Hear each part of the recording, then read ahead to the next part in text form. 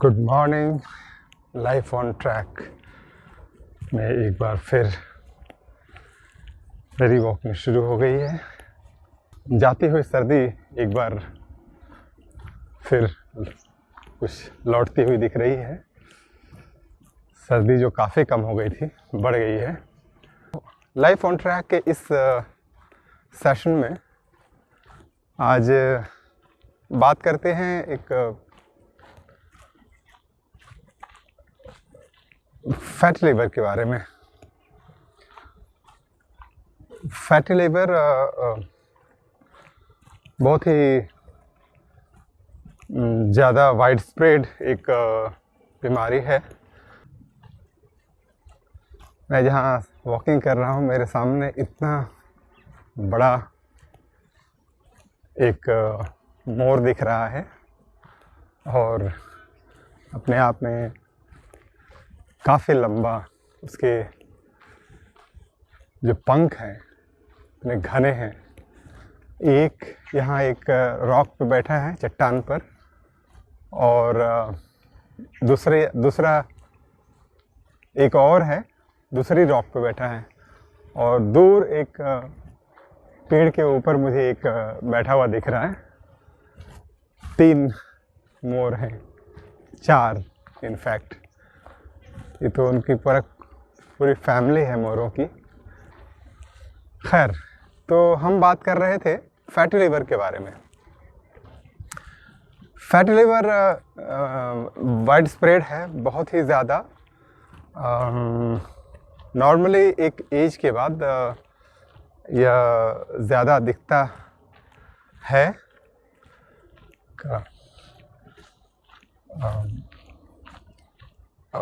60-65 की एज के बाहर के लोगों में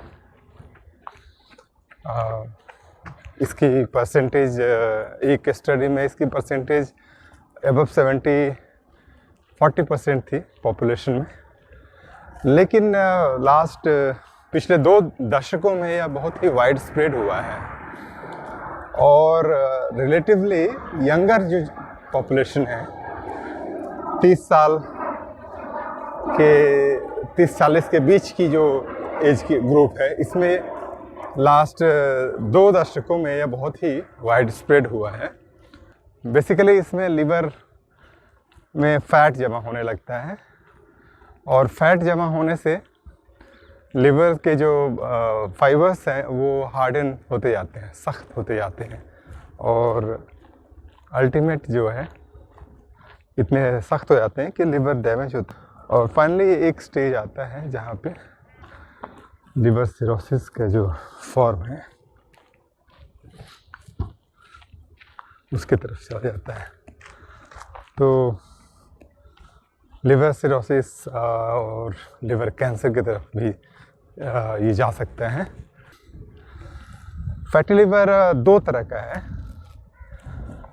एक अल्कोहलिक जो फैटी लिवर होता है, जो लोग ज़्यादा ड्रिंक करते हैं उनके लिवर में फ़ैट एक्यूमुलेटेड होता है, लिवर की साइज़ बढ़ने लगती है। तो वो उसका रीज़न समझ में आता है। बट दूसरी वैरायटी है, वो है non alcoholic fatty liver disease, NAFLD, NAFLD in short कहते हैं। और ये अपने आप में मिस्टीरियस होता है क्योंकि इसमें जो लोग हैं वो ऐसे लोगों को ये टारगेट करता है जो ड्रिंक नहीं करते हैं या बहुत कम ड्रिंक करते हैं, बहुत कम पीते हैं। ऐसे में इसके रीज़न को डॉक्टर अभी तक समझना डॉक्टरों के लिए बहुत मुश्किल होता है। NAFLD का एक रिलेशन लाइफस्टाइल से भी है और इसकी इम्पोर्टेंस इस बात में है कि इसने जो अभी तक जो मिस्ट्री थी NAFLD की, उस मिस्ट्री को इसने रिवील किया है। ग्राउंड ब्रेकिंग स्टडी है। यूनिवर्सिटी ऑफ वर्जीनिया के रिसर्चर ग्रुप ने किया है, और जेनोम रिसर्च में 15 दिसंबर 2022 को ये पब्लिश हुआ था। ये ऐसा ग्रुप पिछले कई सालों से नाफिल्ड पर स्टडी कर रहा है, और इसने पहले भी एक फाइंडिंग दी थी इससे जुड़ी हुई, और इस स्टडी में इन्होंने अब इसी फाइंडिंग को वेरीफाई किया है। उन्होंने नोट किया कि जो सेल के अंदर, हमारे जो सेल्स हैं उनके अंदर न्यूक्लियस होता है, जो बेसिकली न्यूक्लियस के अंदर वो सारी इन्फॉर्मेशन होती है कि सेल को ऑपरेट कैसे करना है, पूरा ऑपरेटिंग सिस्टम उसके अंदर होता है। हमारे क्रोमोसोम होता है जो इस पे जो हमारे डीएनए सीक्वेंस को कोड्स को जो है रखता है, और इनको एक अगर कहें तो एक कैप्सूल के फॉर्म में न्यूक्लियस सेल के अंदर रखे हुए हैं। इस कैप्सूल का जो एनवेलप है, जो कवरिंग है, उसको न्यूक्लियर मेम्ब्रेन कहते हैं। इस न्यूक्लियर मेम्ब्रेन का जो इनर लेयर है उसे लैमिना कहते हैं, nuclear lamina. UVA researcher group ने जो पहले इंडिकेट किया था वो ये था कि फैटी लिवर डिजीज़ में कुछ ऐसा होता है जिसकी वजह से न्यूक्लियर लैमिना में रिंकल्स आ जाते हैं, उनमें ग्रुप्स फॉर्म हो जाते हैं, और इन रिंकल्स की वजह से जेनेटिक जो मटेरियल है उसमें कुछ ऑल्ट्रेशन आता है, कुछ चेंजेस आते हैं, और उन चेंजेस जेनेटिक चेंजेस की वजह से लिवर फैट को अपने अंदर एक्यूमुलेट करना शुरू कर देता है, और धीरे धीरे ये फैटी लिवर की बीमारी पैदा हो जाती है। तो ये बेसिकली उन्होंने पहले इंडिकेट किया था कि जो रिंकली लैमिना है, न्यूक्लियर मेम्ब्रेन का जो इनर सरफेस है, जो इनर लेयर है, जिसके बाद ये न्यूक्लियर लैमिना एक तरह से एक झिल्ली है जो बेसिकली न्यूक्लियस की जो कवरिंग है, बाहरी जो सेल के है, उसके साथ जेनेटिक मटेरियल के बीच में एक वॉल, एक पर्दे का काम करता है, एक कम्युनिकेशन का भी काम कह सकते हैं वो करता है। इन दोनों के बीच में एक टेथरिंग का काम करता है, जो जेनेटिक मटेरियल और उसको टेथरिंग का एक कनेक्शन उसमें ये पैदा करता है। तो इसलिए बहुत इम्पॉर्टेंट होता है। लेकिन इसी रिंकल, इसमें जो रिंकल आते हैं, सिकुड़न आती है, इसकी वजह से जेनेटिक मटेरियल को ऐसे कुछ इंडिकेशन, ऐसे कुछ निर्देश जाते हैं जहाँ वह फैट को अपने ही अंदर एक्यूमुलेट करना शुरू कर देता है और फैटी लिवर होने लगती है। तो ये इंडिकेशन इन्होंने पहले भी दिया था, लेकिन इस इंडिकेशन के बाद जो इस नई जो स्टडी इन्होंने की, उन्होंने 21 से 50 के एज ग्रुप के एक लार्ज नंबर ऑफ पॉपुलेशन में के से जो है उनके कलेक्ट किए स्पेसिमेन। एक ग्रुप था, टारगेट ग्रुप, जिसके सेल्स को उन्होंने कलेक्ट किया, सैंपल्स कलेक्ट किए उनके लिवर सेल्स से, और उन सेल्स को एनालाइज किया, और उसमें इन्होंने पहले जो फाइंडिंग की थी उसे देखा कि यह फाइंडिंग उनकी करेक्ट है, और उनके सेल्स में जो न्यूक्लियस था, उनका जो न्यूक्लियर लैमिना जो है था, वह उसमें रिंकल्स थे, उनमें वो उनका साइज़ नॉर्मली एक हेल्दी बॉडी में से जब उन्होंने कंपेयर किया तो देखा कि हेल्दी बॉडी में जो लिवर सेल्स के अंदर जो न्यूक्लियस था, और न्यूक्लियस की जो न्यूक्लियर मेम्ब्रेन और उसके साथ उसके अंदर का जो झिल्ली थी, जो लैमिना था, वह बहुत ही स्मूथ और राउंड सर्कुलर शेप में था। लेकिन जो नाफिल्ड से प्रभावित जो लोग थे, उनकी न्यूक्लियस का जो न्यूक्लियर लैमिना था, वह रिंकल उसमें पड़े हुए थे, उसमें तरह तरह से इरेगुलर शेप का था और उसमें फैट ड्रॉपलेट्स जमा थे उसके ऊपर। और जो ज़्यादा जिनके अंदर नेफल्ड की बीमारी, non alcoholic fatty liver disease जिनका ज़्यादा लेवल पे बढ़ा हुआ था, उनके न्यूक्लियर लैमिना बहुत डिस्टॉर्टेड और सर्कुलर शेप की जगह उनका जो शेप था वो काफ़ी डिस्टॉर्टेड था। तो ये फाइंडिंग उन्होंने देखी। इसको और भी वेरीफाई करने के लिए उन्होंने इस न्यूक्लियर लैमिना को एक माइस की ग्रुप लिया और उन पर एक्सपेरिमेंट किया, जिन्हें एक तरह की डाइट कुछ महीनों तक हाई प्रोटीन डाइट और भी जो फैट कुछ था उसमें और भी कुछ चीज़ें थी, उस स्पेशलाइज्ड डाइट दिया, जिससे उनके अंदर non alcoholic fatty liver disease develop हुआ और इस डेवलपमेंट को मॉनिटर करते रहे। तो इस तरह से एक इंड्यूस्ड नेफल्ड था जो माइस ग्रुप में उन्होंने इंड्यूस किया हुआ था। और उसके बाद जब उन्होंने माइस की लिवर सेल्स से जब को एनालाइज किया तो उसमें भी देखा कि उनकी न्यूक्लियर लैमिना उसी तरह से रिंकल पड़े हुए थे उसमें और वह डिस्टॉर्टेड था। और उसको जब हेल्दी माइस से कंपेयर किया तो देखा कि उनके न्यूक्लियर लैमिना और न्यूक्लियस की जो न्यूक्लियर मेम्ब्रेन वो स्मूथ और राउंड अपने फॉर्म में थे। तो इस तरह से इस स्टडी ने ये कंफर्म कर दिया कि फैटी लिवर डिजीज़ का एक कारण, अगर ये कंप्लीटली ये अकेले या जिम्मेदार नहीं है, तो एक फैक्टर यह भी है जो नेफल्ड के लिए, non alcoholic fatty liver disease के लिए ज़िम्मेदार है। और जो रिसर्च ग्रुप ने इसको स्टडी को किया है उसका कहना है कि अगर रिंकल को अगर ठीक करने के लिए ट्रीटमेंट डेवलप किया जाए तो नेफल्ड को ठीक किया जा सकता है। और ये अपने आप में एक ग्राउंड ब्रेकिंग स्टडी है, क्योंकि उन रिंकल्स के ट्रीटमेंट करने की प्रोसेस में न्यूक्लियर लैमिना को वापस अपने रेगुलर शेप में, अपने हेल्दी शेप में लाया जा सकता है और फैट जो एक्यूमुलेशन होता है उसको ख़त्म किया जा सकता है और लिवर की जो नॉर्मल जो फंक्शनिंग है अपने वापस उसको हेल्दी फॉर्म में ला सकते हैं।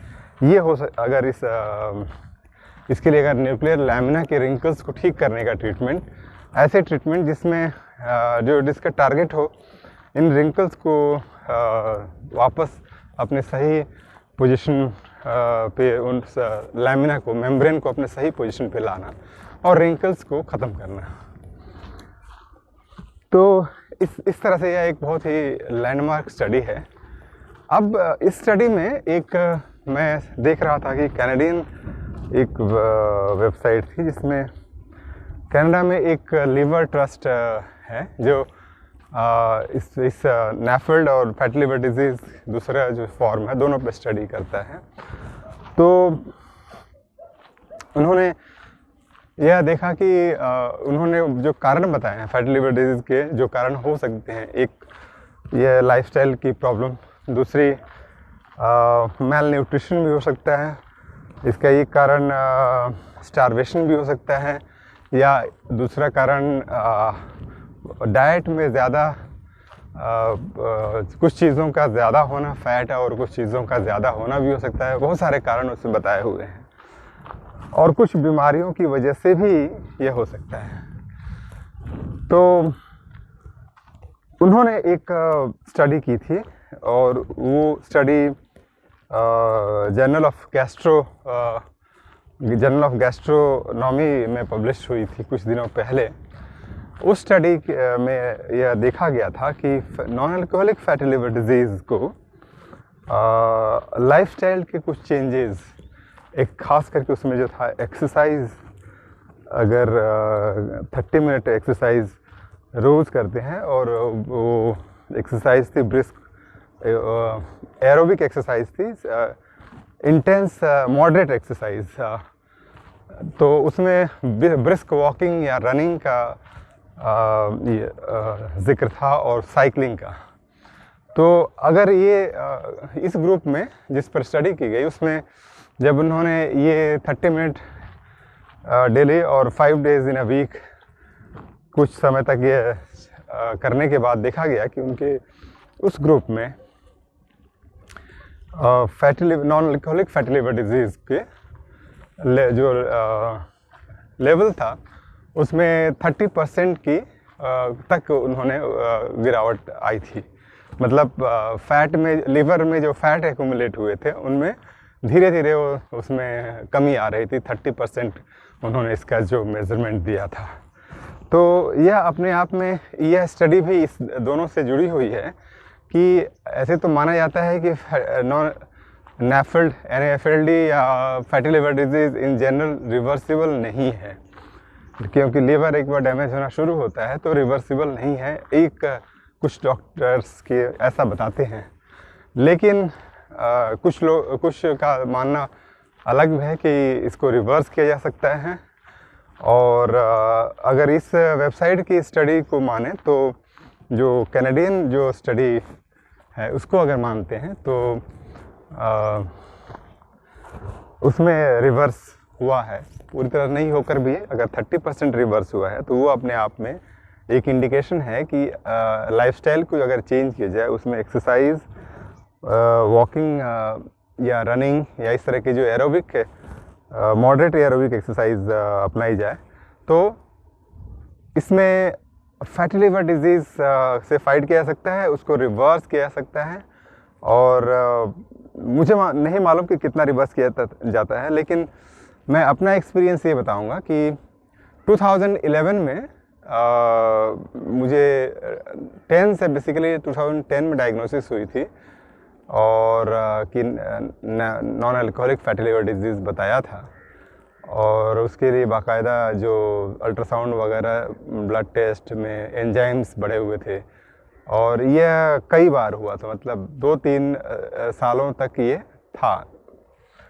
और लास्ट उसके लिए फुल डायग्नोसिस के लिए जब थोड़ी प्रॉब्लम ज़्यादा दिखने लगी थी तो उसके लिए MRI वगैरह भी किया था डॉक्टरों ने, और फाइनली ये कंक्लूड किया था कि NAFLD है।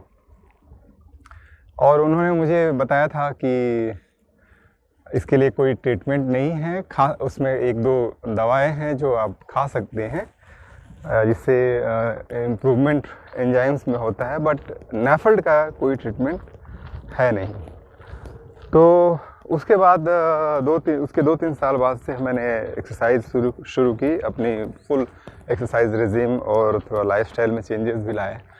और फाइनली 4-5 साल बाद, बीच में कोई ज़रूरत नहीं पड़ी, लेकिन 4-5 साल बाद कुछ दूसरे रीज़न से अल्ट्रासाउंड और ब्लड टेस्ट वगैरह जब कराए तो उसमें फैटी लिवर डिजीज़ नहीं आया। और रिसेंटली अभी इस समय मैंने 1 महीने पहले स्क्रीनिंग कराई थी, तो उसमें अल्ट्रासाउंड और ब्लड रिपोर्ट में फैटी लिवर डिजीज़ का नहीं था। लेकिन एक टेस्ट है जो मैंने नहीं कराया, वो है फाइब्रो स्कैन, जिससे लिवर फाइबर के हार्डनिंग का पता चलता है। वो टेस्ट नहीं कराया है, तो उसके बाद ही फाइनल कंक्लूज़न लेना चाहिए। लेकिन एटलीस्ट ये है कि NAFLD की वजह से जो लीवर का जो फैट एक्यूमुलेशन है, इनलार्जमेंट होता है, वो कम हुआ है। एनीवे, इसको प्रूव करने का कोई और जो 2-4 फाइनल जो टेस्ट हैं उनके बाद ही हो सकता है इसको प्रूव किया जा सकता है। लेकिन जो ओवरऑल जो मुझे इससे समझ में आता है कि अगर एक वॉकिंग रेजिम या रनिंग रेजिम और फूड हैबिट में थोड़ा चेंज लाते हैं, और इसके साथ स्लीप और लाइफस्टाइल नॉर्मल अपनाने से इसको NAFLD को, non alcoholic fatty liver disease को में इम्प्रूवमेंट लाई जा सकती है, उसको ट्रीट किया जा सकता है कुछ हद तक। और मुझे तो लगता है कि अगर फैट एक्यूमुलेशन हो रहा है और तो उसको जिस तरह से हम अपने बॉडी में फैट जमा होने पर, ओबेसिटी आने पर, मोटापा बढ़ने पर, वह कोई ऐसी चीज़ नहीं है जिसे वापस ठीक ना किया जा सके। मोटापा से को कम किया जा सकता है, अपने नॉर्मल बॉडी शेप में वापस आ जा सकते हैं। तो ये चीज़ अगर लीवर पर होती है, लीवर के साथ अगर लीवर पर अगर फैट जमा होता है तो उसको रिवर्स किया जा सकता है, उससे उस फैट को ख़त्म किया जा सकता है। लेकिन ये तो बहुत ही नेचुरल लगता है, लेकिन यह कहना मुश्किल है कि उस फैट जमा होने से क्या लीवर में कोई लीवर फाइबर्स और इसमें कोई इमीडिएटली कोई चेंज आता है, वो डैमेज हो जाते हैं। अगर डैमेज नहीं होते हैं तो वहाँ से लाइफस्टाइल में एक्सरसाइज, रनिंग, इस तरह के रेजिम को अपना करके वापस उस फैट को हटा करके लीवर को नॉर्मल कंडीशन में लाया जा सकता है, अगर उनके अंदर कोई डैमेज ना आया हो। क्योंकि फैट हटने पर भी अगर डैमेज आया है तो वो डैमेज रहेगा। तो ये अपने आप में एक इंसाइट है, एक समझ बनती है non alcoholic fatty liver disease को लेकर के कि हम उसके लिए कितनी ज़रूरी है एक्सरसाइज। और एक्सरसाइज में वॉकिंग, रनिंग या साइकिलिंग कोई कर सकते हैं। और इस ज़रूरत से भी एक्सरसाइज की एक रेजिम होनी चाहिए और स्ट्रिक्टली इसे अपने लाइफ स्टाइल का एक पार्ट, जिस तरह से हम सांस लेते हैं, जिस तरह से हम खाना खाते हैं, सोते हैं, उसी तरह से डेली एक्सरसाइज ये इम्पॉर्टेंट है। और NAFLD पर जो ये वर्जीनिया यूनिवर्सिटी की जो स्टडी है, जीनोम रिसर्च का जो ये आर्टिकल है, यह अपने आप में NAFLD पर एक तरह से इसके फैक्टर को, इसने पहले जो मिस्ट्री थी कि आखिर NAFLD होता क्यों है। जो ड्रिंक करने वाले लोगों की बात समझ में आती है, लेकिन जो नहीं ड्रिंक करते उनमें और इतने वाइड स्प्रेड क्यों है, इस मिस्ट्री को कम से कम इस हद बायोलॉजिकल लेवल पे आइडेंटिफाई कर पाया है कि इसमें जो न्यूक्लियर लैमिना के जो रिंकल्स हैं वो कोई जो जेनेटिक ऑल्ट्रेशन उनकी वजह से होता है और फिर फैट एक्यूमुलेशन शुरू हो जाता है। तो इन रिंकल्स को टारगेट करने का एक रास्ता यह भी हो सकता है कि हम लाइफस्टाइल में अपने वॉकिंग, रनिंग या इस तरह की एक्सरसाइज इन जनरल अगर हम ब्रिस्क वॉकिंग को इंक्लूड कर लेते हैं, शामिल कर लेते हैं, तो NAFLD से फाइट कर सकते हैं। और एक और चीज़ इस बारे में मैं जो बताना चाहता हूँ कि NAFLD में जो रिसर्च ग्रुप है, जो वर्जीनिया यूनिवर्सिटी से का जो रिसर्च ग्रुप है, इसने पहले जो आइडेंटिफाई किया, पहले इसकी पहचान की थी, इंडिकेट किया था, उसमें एक और बात सामने थी कि NAFLD में ये जो रिंकल्स फॉर्म होते हैं न्यूक्लियर मेम्ब्रेन की लैमिना में, ये जो रिंकल आते हैं, इनकी वजह से जो फैट एक्यूमुलेशन है, ये और भी तीन चार ख़तरनाक बीमारियों को जन्म देता है। उसमें एक डायबिटीज़ भी था, डायबिटीज़ थी, दूसरी कार्डियक डिजीज़ थी, और एजिंग की का इंडिकेशन इस रिंकल्स हैं। ये लैमिना के रिंकल्स एजिंग को भी इंडिकेट करते हैं। तो इस तरह से अगर हम इन तीनों चीज़ों को ले लें तो उनको फाइट करने के लिए अगर लैमिना के स्ट्रक्चर को वापस रिस्टोर कर दिया जाए, उनके रिंकल्स को ख़त्म कर दिया जाए, तो हार्ट से जुड़े हुए जो प्रॉब्लम है, तो डायबिटीज़ का जो इशू है, और इसको ख़त्म किया जा सकता है, इससे बचा जा सकता है। और एक और जो एजिंग की जो प्रोसेस है उसको स्लो किया जा सकता है। उससे रिलेशन अगर हम देखें तो इस तरह से वॉकिंग का है, एक्सरसाइज का है, रनिंग का है, एक हेल्दी लाइफस्टाइल का है। तो अगर ज़्यादा से ज़्यादा और अगर कुछ नहीं कर सकते हैं तो अपने लाइफस्टाइल में अगर हम वॉकिंग या रनिंग को एक्सेप्ट कर लेते हैं, डेली वॉकिंग, ब्रिस्क वॉकिंग, तो यह NAFLD के डिजीज़ के साथ साथ ये डायबिटीज़, कार्डियक डिजीज़ और एजिंग की जो समस्याएं हैं इनको एटलीस्ट प्रिवेंट कर सकता है। तो इन दोनों का स्टडी का जो कंबाइंड जो कंक्लूज़न है वो ये है, और इसलिए यह अपने आप में जो डेली वॉकर्स हैं उनके लिए यह इम्पॉर्टेंट मोटिवेशन भी हो सकता है कि आखिर उनकी वॉकिंग का क्या असर उनकी बॉडी के अंदर, उनकी रनिंग का जो असर है बॉडी के अंदर कहाँ पर वो असर कर रहा है, उससे क्या बेनिफिट उनको हो रहा है। आज की लाइफ ऑन ट्रैक में इतना ही। और लाइफ ऑन ट्रैक का मतलब लाइफ सही ट्रैक पे, सही रास्ते पे चले, और उसके साथ साथ ये हमारी वॉकिंग ट्रैक की बातचीत भी है जो काफ़ी दिलचस्प हो सकती है। वॉकिंग और एक्सरसाइज की जो हमारा जो टाइम है वो इंटरेस्टिंग एक फैक्ट्स को जानने का एक ज़रिया भी हो सकता है, और इसलिए ये लाइफ ऑन ट्रैक से जुड़े रहिए। कल फिर मिलेंगे, कल फिर बात होगी एक किसी नई चीज़ को लेकर के, हेल्थ और फिटनेस से जुड़ी हुई, इन जनरल हमारा जो हेल्थ है उसकी तंदुरुस्ती से जुड़ी हुई किसी और चीज़ पर कल फिर बात करेंगे। Thank you.